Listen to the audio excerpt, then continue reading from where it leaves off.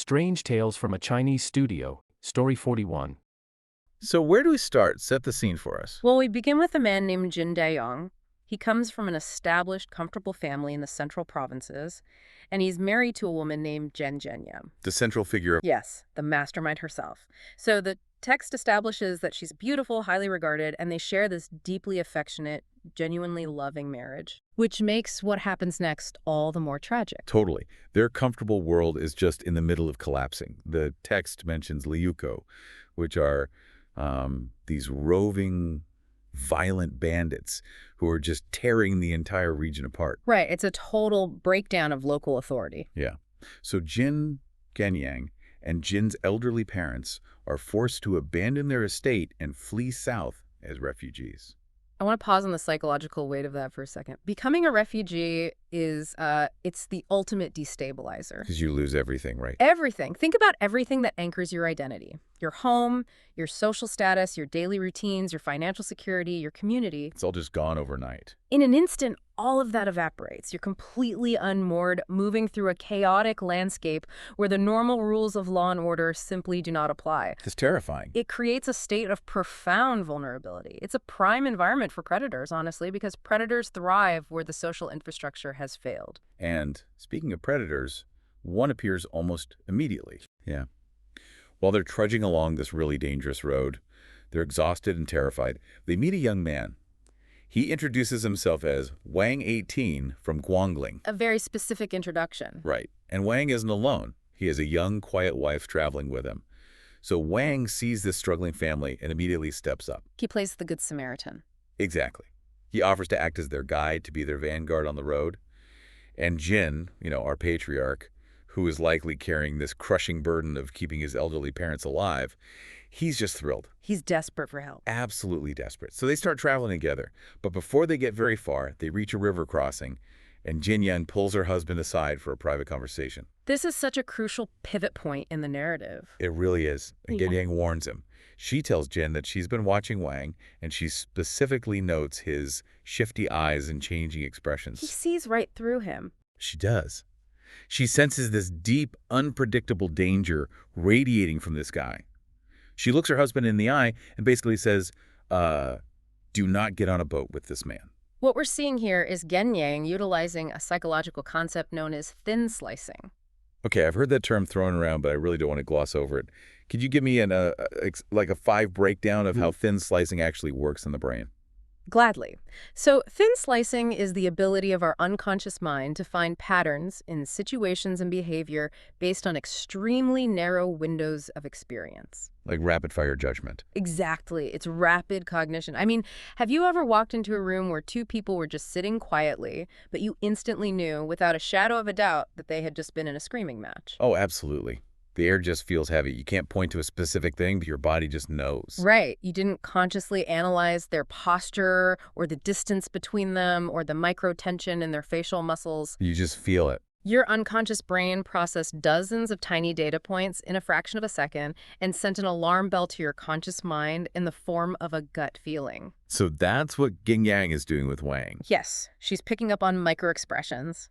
A flash of contempt here, a predatory calculation there.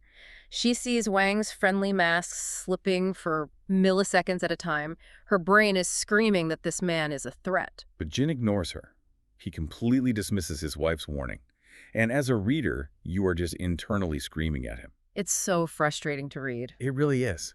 Like, why would you ignore your partner when they're telling you this guy is bad news? Well, it really comes down to the fatal flaw of politeness in a survival situation. Wang is playing an incredibly sophisticated psychological game here. How so? Because he seems so helpful. That's exactly it. He doesn't just offer verbal help, he does physical labor. The text specifically notes that Wang enthusiastically finds them a massive boat for the river crossing, and he physically carries Jin's heavy luggage. He's sweating for them. Ah, so Wang is weaponizing the reciprocity principle. Precisely. The reciprocity principle is this deeply ingrained social norm. When someone does us a favor, we feel an overwhelming psychological debt to repay them, or, at the very least, to be accommodating. Right. Think about the last time you were struggling with a heavy box and a total stranger ran over to hold the door open for you. If that stranger then asked you for a small favor, say $1 for the vending machine, you would feel an immense social pressure to say yes. You feel terrible saying no. Exactly. To say no after they just helped you feels like a violation of the social contract. It induces guilt. Now magnify that guilt by 1,000. Jin is a refugee. He's exhausted. Wang has just solved his biggest logistical nightmare by finding a boat and carrying his luggage. He owes him, in his mind. Yeah, Jin falls victim to what we call social compliance. He feels it would be unbearably rude, incredibly awkward to turn around and say, "Hey, thanks for carrying all my bags and finding this boat, but my wife thinks you're a murderer, so we're gonna walk." It is remarkably similar to a modern social engineering attack. If you talk to cybersecurity experts, they'll tell you that the most devastating hacks rarely start with brute force coding. Right, they start with human manipulation. Exactly. They start with a phishing scam. The attacker calls a target, pretends to be from the IT department, and builds trust by doing the target a small favor. Maybe fixing a minor email glitch. Getting your foot in the door? Yeah. They manufacture a dynamic where enforcing your own security boundaries makes you feel like the difficult, ungrateful person.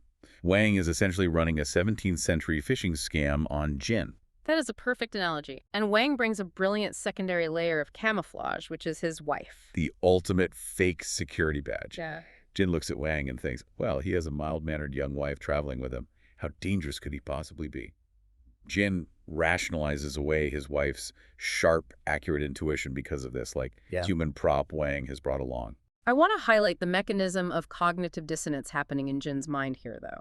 You asked why Jin ignores his wife. You really have to put yourself in his shoes. Because he's under so much pressure. Exactly. He's terrified, he's entirely responsible for his vulnerable parents, and he's desperate for the world to be normal again. Accepting Ginyang's warning means acknowledging how utterly defenseless they truly are. It means facing the nightmare. Yes. It means admitting that they are alone in a lawless landscape surrounded by predators, that reality is just too terrifying to face. So he chooses the comfortable lie. He chooses to believe Wang is just a helpful neighbor. He does. Ginyang is willing to look the horror of their vulnerability directly in the eye. Jin demands to look away. He allows his desire for the polite social rules of his past life to dictate his actions in a lawless present. And looking away leads them directly into a geographical bottleneck.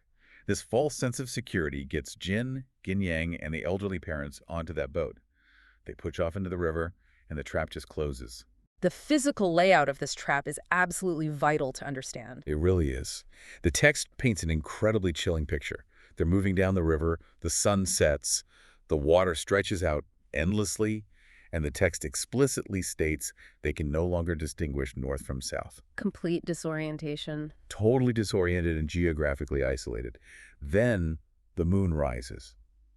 In the cold moonlight, they look around and see they are surrounded by this endless expanse of desolate, towering reeds. Nowhere to run? Nowhere. There's no shore, there's no town, just water and reeds. Is the perfect place to commit a crime. It's the architectural climax of Wang's psychological grooming. He separated them from society, built a false reliance through the reciprocity principle, and now, in this complete isolation, the polite mask finally comes off. And the violence is so sudden it gives you whiplash. It's shocking. Wang warmly invites Jin and Jin's elderly father out onto the deck to enjoy the moonlight.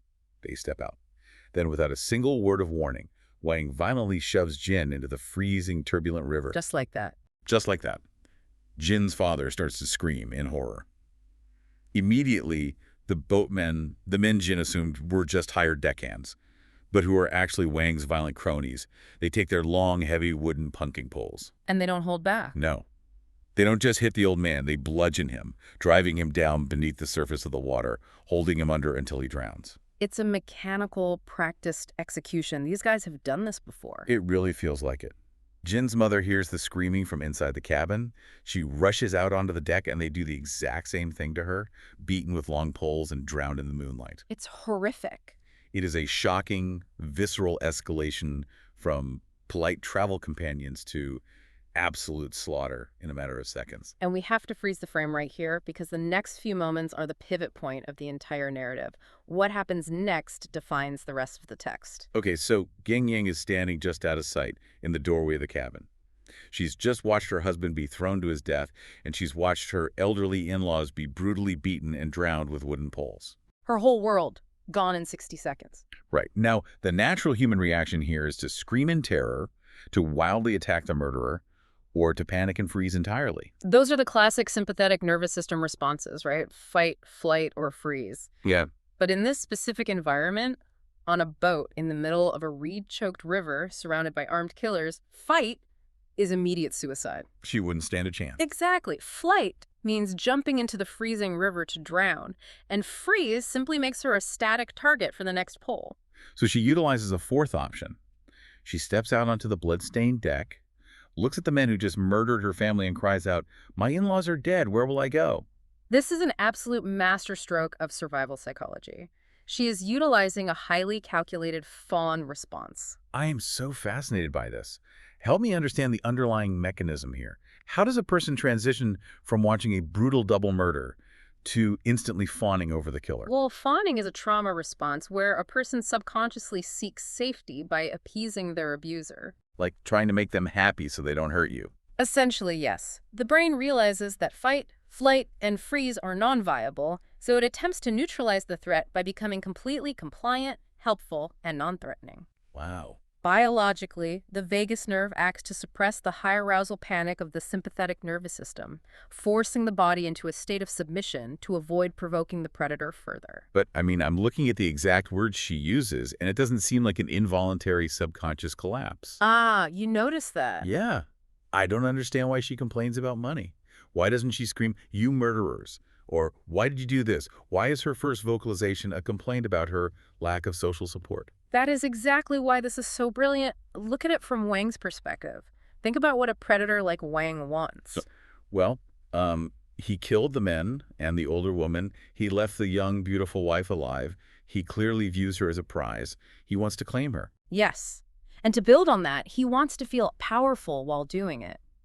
If she screams murderer, she forces him to view her as an antagonist, a witness who might cause trouble later and needs to be eliminated. A loose end. Exactly. If she just collapses in a heap, she's a nuisance. But by crying out, "Where will I go?"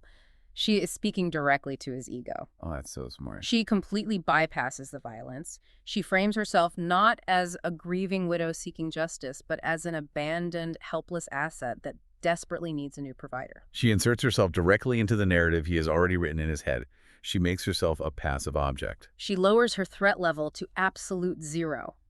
And Wang falls for it completely. The adrenaline of the murder is still pumping, but instead of turning on her, he steps in to comfort her. He actually comforts her. He tells her not to worry. He brags that he has a wealthy estate in Jinling, plenty of land, large houses, and he promises he will provide for her perfectly. The audacity is staggering. He is literally pitching his real estate portfolio and his financial stability to a woman whose parents-in-law he just drowned 5 minutes ago.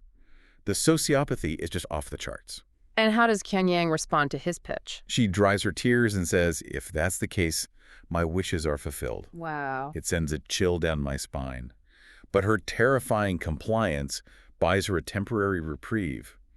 The problem is, night falls. Wang expects to collect his prize. He takes her to a cabin and demands they sleep together. The immediate physical threat is back. Right. Jen Yang is to find a way out of this immediate physical violation without breaking the compliant, helpless character she just created. Because if she suddenly refuses out of moral outrage or grief, the fawn response shatters. Wang will realize she's an adversary. She needs an excuse that shifts the blame away from her own desires. So she invents a biological excuse. She claims she's menstruating. It is the perfect tactical lie. She relies on biology, something outside of her control, so she can remain the compliant victim while still denying him access. And he buys it. Well, a patriarchal predator like Wang, operating in a 17th century context, might actually respect this boundary. Not out of empathy for her trauma, obviously, but out of his own cultural superstitions or taboos regarding purity and menstruation. So she weaponizes his own cultural superstitions against him to buy herself the single most precious commodity in any hostage situation, which is time. Exactly. Time to think. Time to plan. She survives the acute, bloody phase of the crisis. She secures her life for one more night. And that biological excuse creates a fascinating divergence in our narrative.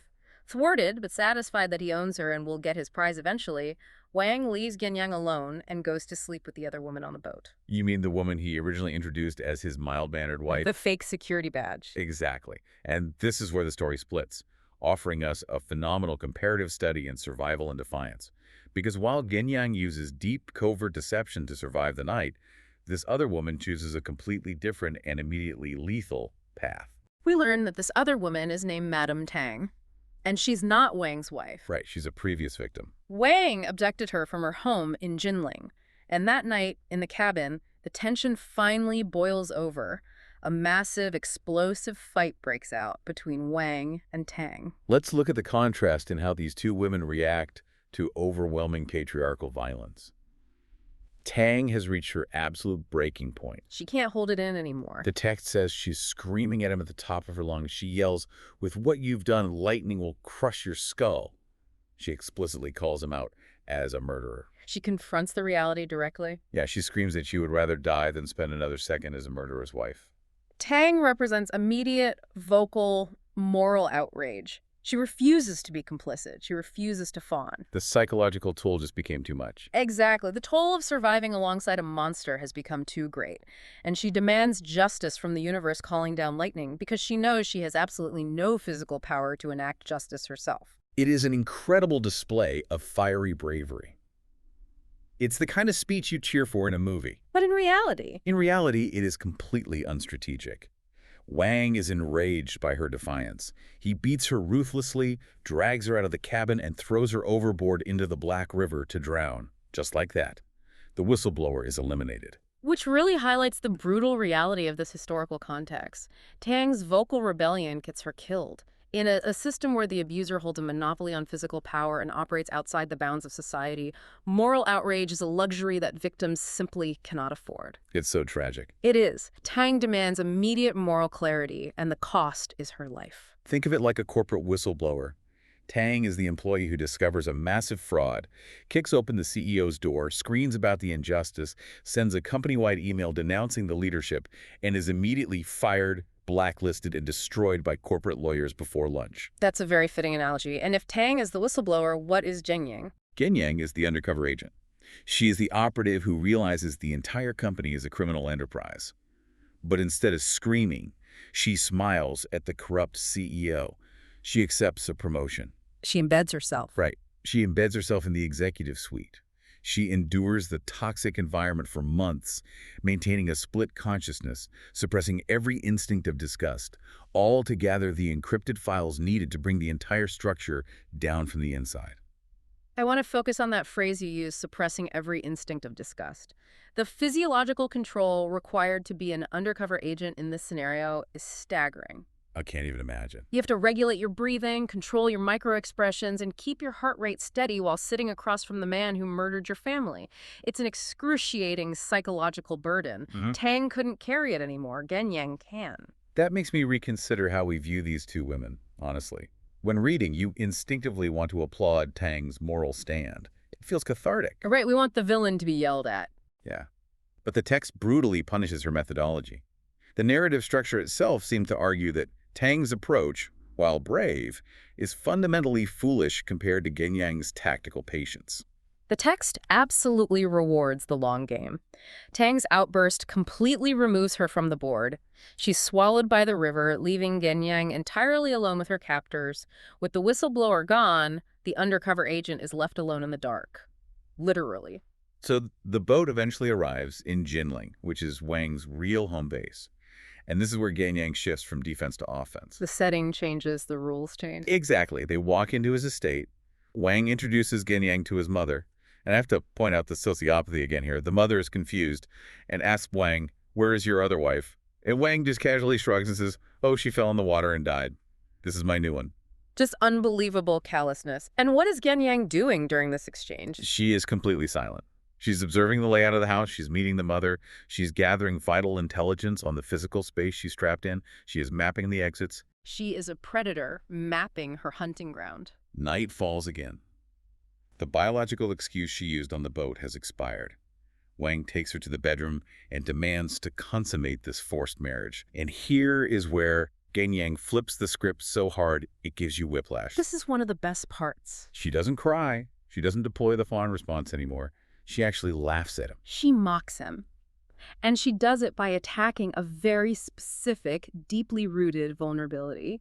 Help me break down the exact insult she uses. She looks at him and says, Are you a man in your 30s who has never known the ways of the world? Even a market boy having a wedding knows to have a cup of weak wine. Your family is wealthy, it shouldn't be difficult. To face each other stone cold sober, what kind of propriety is that? This is a masterclass in psychological manipulation.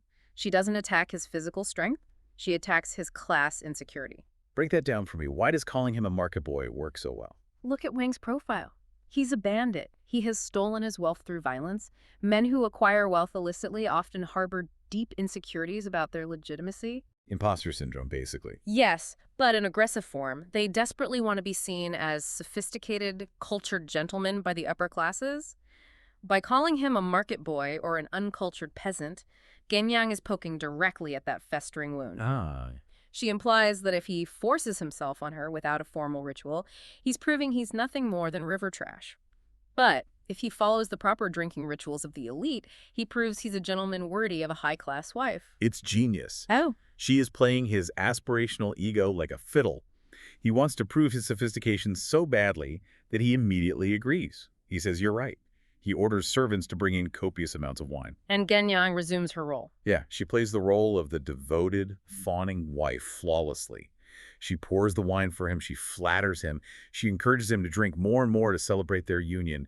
She pushes massive bowls of wine on him until his central nervous system completely shuts down and he passes out, blackout, drunk, and naked on the bed. She has successfully neutralized his overwhelming physical advantage without throwing a single punch. Incredible. But what happens next is what separates this text from a clean, sanitized Hollywood myth. Yeah, this isn't a scene where a trained ninja slaps a pressure point and the bad guy elegantly falls over. Genyang waits until Wang is deeply unconscious. She blows out the candle, plunging the room into total darkness. Which is terrifying in itself. She pretends she needs to use the chamber pot out in the hall to give herself an excuse to be out of the bed. She sneaks out of the room, navigates the dark house, and finds the knights in the kitchen.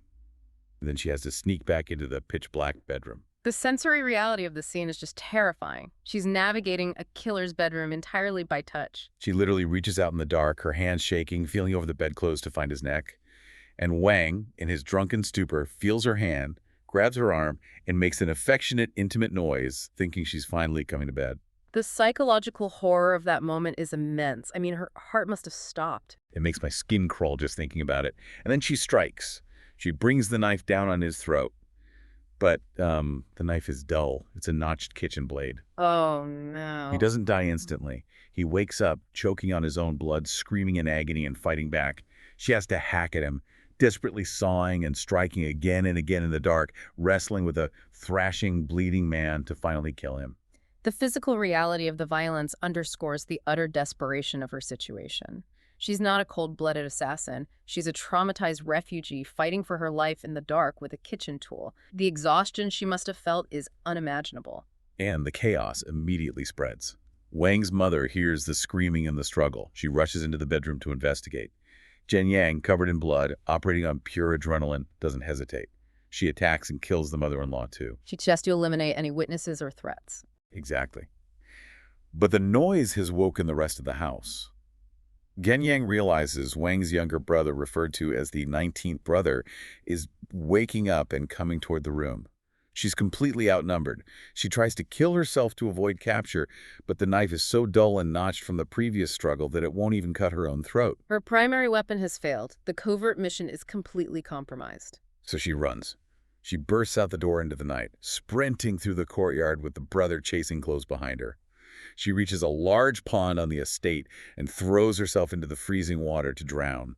It is a profoundly messy, desperate, and terrifying sequence of events.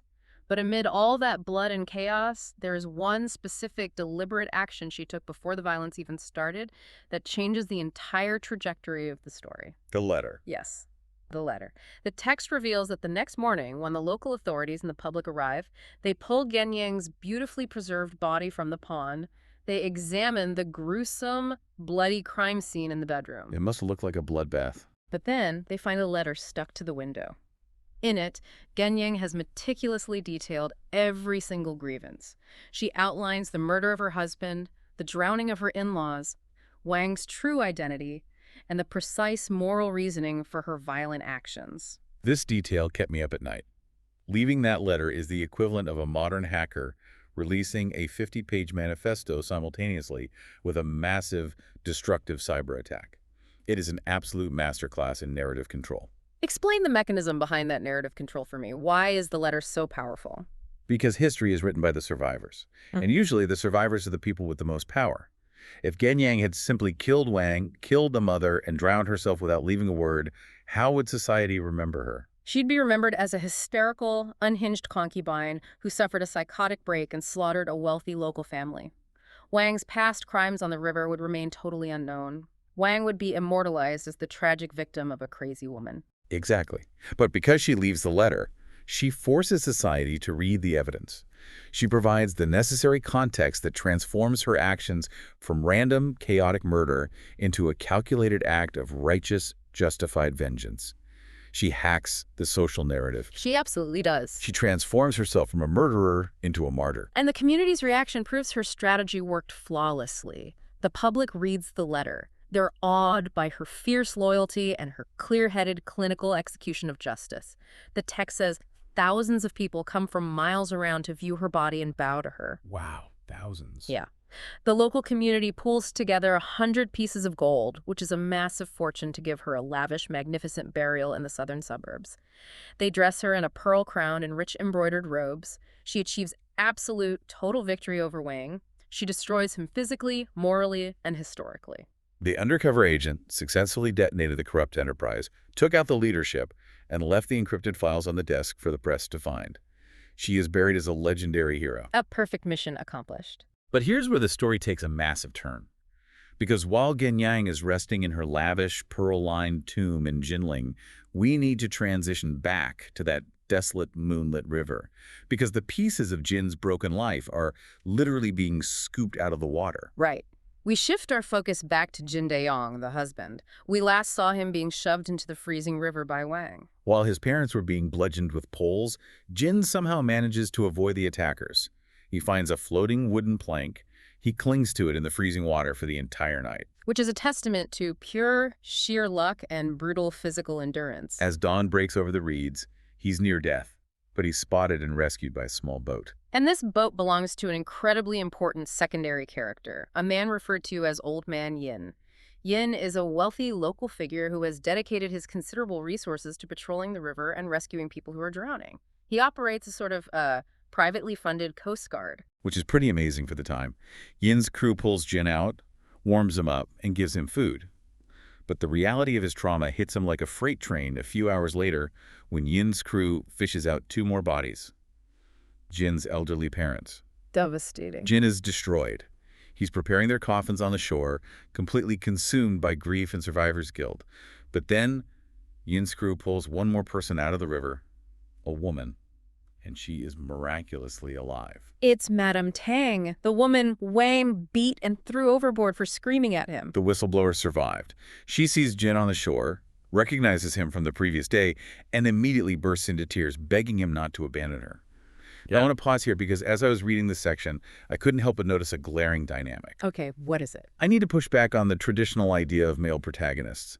Isn't Jin incredibly passive in this entire story? I think that's a very fair assessment. Walk me through your thinking. Well, think about his trajectory.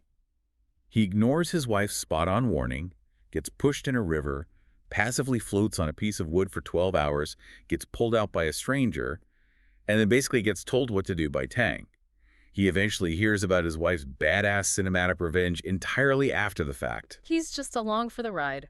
The women in this text, Genyang and Tang, are driving the entire plot forward with their decisions. Jin's just a passenger experiencing the consequences of the women's actions. You're absolutely right, and it's a fascinating subversion by the author. The text completely dismantles the traditional damsel in distress narrative. The men in this story, both Jin and Wang, are either catalysts for violence or passive victims of circumstance. Okay. The women are the strategic operators who actually manipulate the world around them. And Tang's survival strategy on the riverbank is a perfect example of that operational mindset. Let's analyze Tang's strategy. She's just been pulled from a freezing river. She's soaking wet. She has no family, no money, no social standing.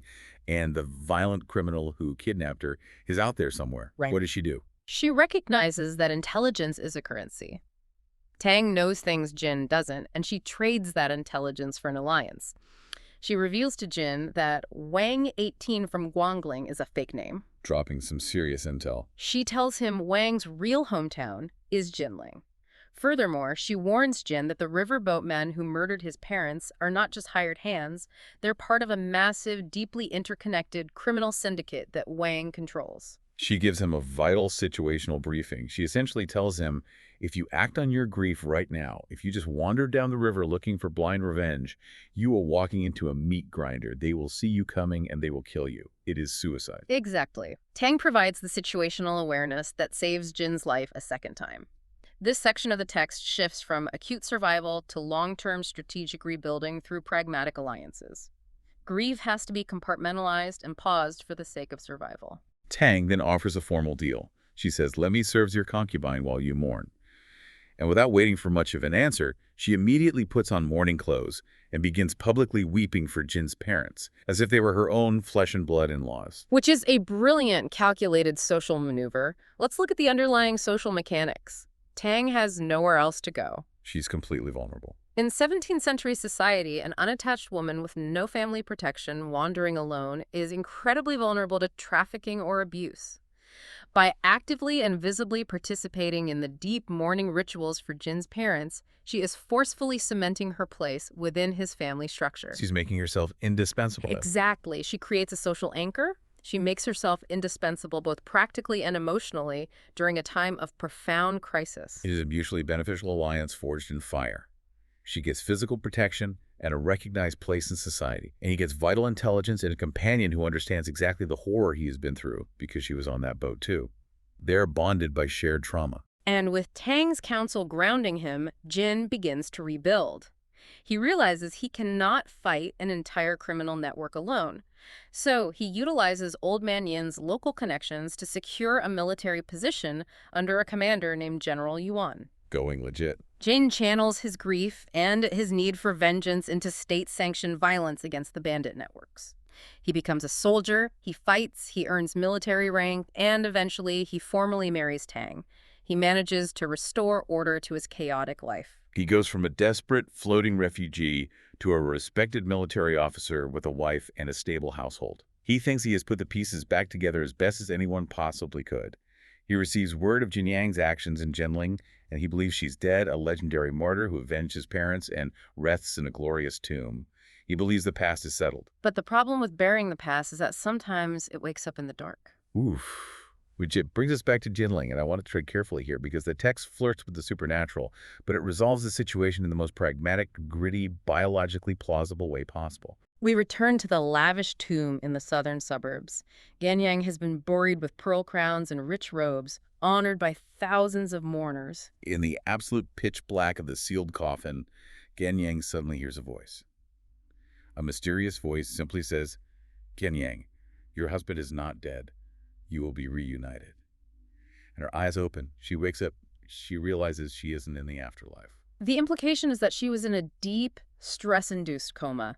Considering she endured the severe psychological trauma of the murders, the physical exhaustion of the assassination, and then merely drowned herself in a freezing pond, her body likely entered a state of extreme physiological shutdown. Like her body just hit the pause button to survive. Right. Her heart rate and breathing slowed to the point where the 17th century public simply assumed she was dead. A completely plausible medical scenario for the era.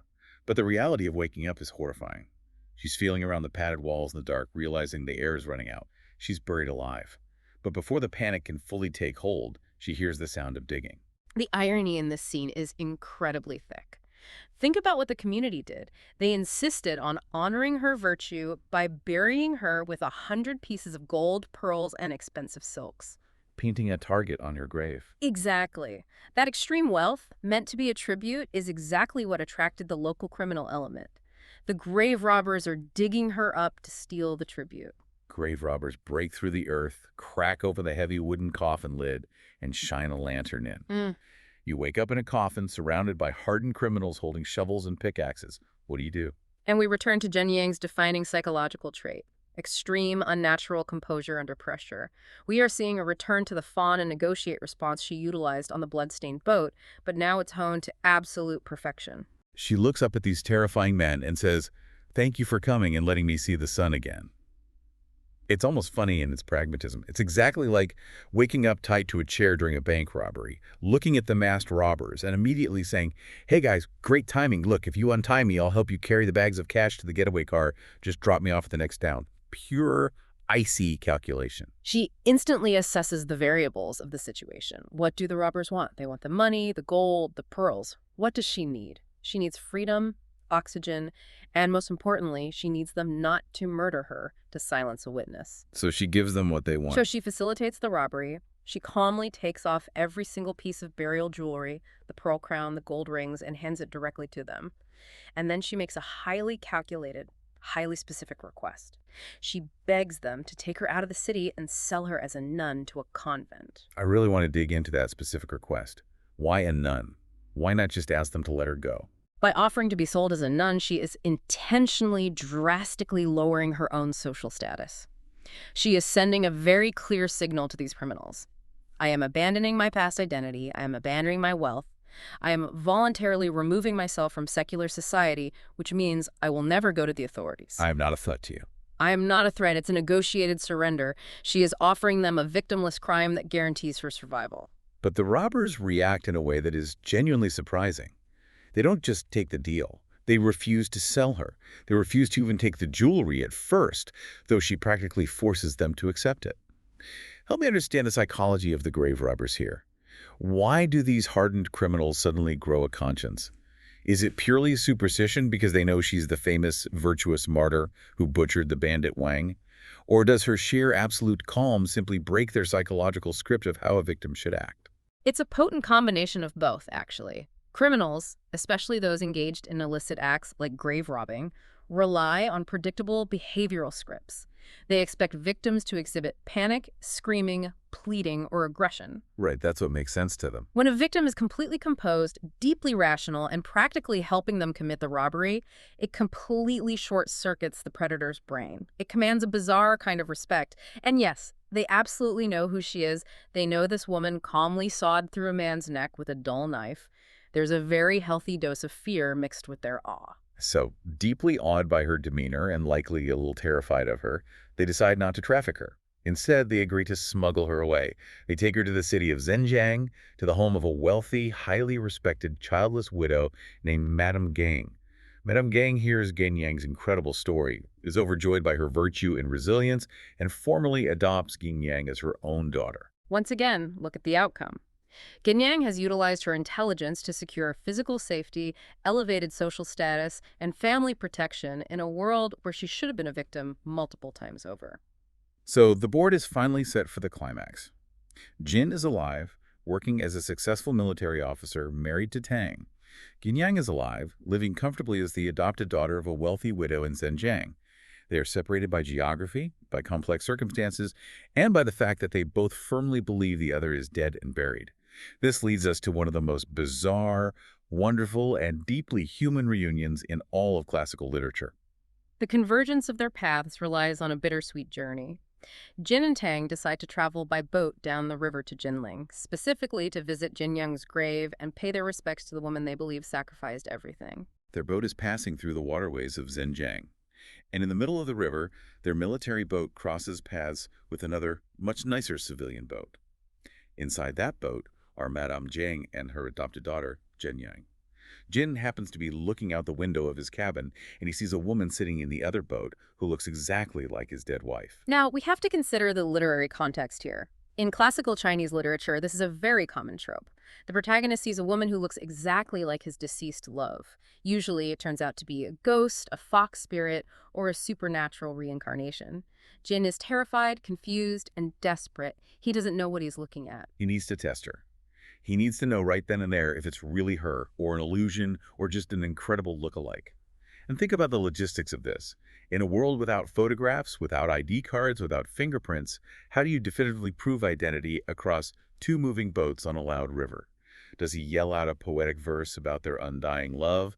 Does he recount the tragic night on the river? No, he doesn't use poetry or tragedy. He yells out something entirely absurd. He leans out the window, stares at this woman, and screams across the water, "Look at the ducks flying to the sky!" And immediately, without missing a single beat, The woman in the other boat yells back, "Is the greedy lapdog wanting to eat fishy cat food?" I love this detail more than anything else in the story. The ducks flying to the sky and the greedy lapdog. The text explicitly notes that this was their private, hidden marital inside joke from back in their bedroom, long before the war, before the bandits, before everything fell apart. It's a profound, beautiful statement on the true nature of identity and intimacy. Identity isn't proven through grand, dramatic historical speeches or epic recounting of trauma. It's proven through the mundane, the absurd, the deeply intimate, shared language that only two people in a relationship understand. The fact that they use this incredibly silly joke about a lapdog wanting cat food to verify each other's existence after so much blood and horror is incredibly grounding. It humanizes them completely. Think about it. We have spent the last hour talking about these characters like they're Terminator assassins, cold-blooded tactical geniuses, and hardened survivors. We've analyzed their trauma responses and combat strategies. But this stupid little joke reminds us that before they were refugees, before they were murderers and soldiers, they were just a normal, happy couple who made stupid jokes in bed. It brings the extreme psychological tension of the entire story to a close. The tactical masks can finally come off. They don't have to utilize fawning or aggression or deception anymore. They can just be Jin and Genyang. They immediately stop the boats. They reunite. It is an incredibly emotional scene. But there is one final piece of the social puzzle that needs to be resolved. Jin is now legally married to Tang. Genyang was his first primary wife. In many historical stories, this exact scenario leads to intense jealousy, poisonings, and bitter domestic rivalry. But not here. And that is crucial to the text's ultimate message about shared survival. Tang immediately steps forward, bows, and treats Genyang with the utmost respect, openly acknowledging her as the primary wife. And Genyang's response is beautiful. She embraces Tang. She doesn't see a rival for her husband's affection. She sees the woman who survived the boat. She sees the woman who had the incredible courage to scream at Wang when Genyang couldn't. And most importantly, she sees the woman who carefully prepared the coffins and buried her parents-in-law when Genyang was miles away, fighting for her own life. Genyang says to Tang, "We shared a boat and a conversation, and I never forgot you. Who knew we would become one family?" She insists they treat each other as sisters based on their ages, entirely discarding the strict hierarchical formalities that usually govern concubines and wives. It's a sisterhood built entirely on shared trauma and mutual survival. There's no petty jealousy, only the deep, profound respect of two veterans who made it through a horrific war and recognized the scars on each other. Which brings us to the author's concluding thoughts. The chronicler Pu Songling ends the tale with a specific pointed note. He praises Genyang's absolute terrifying calm in the face of terror. He praises her ability to execute bloody justice with her own hands while laughing and drinking with her enemy. He basically challenges his readers, saying, "Who says women cannot be compared to the greatest male heroes of history?"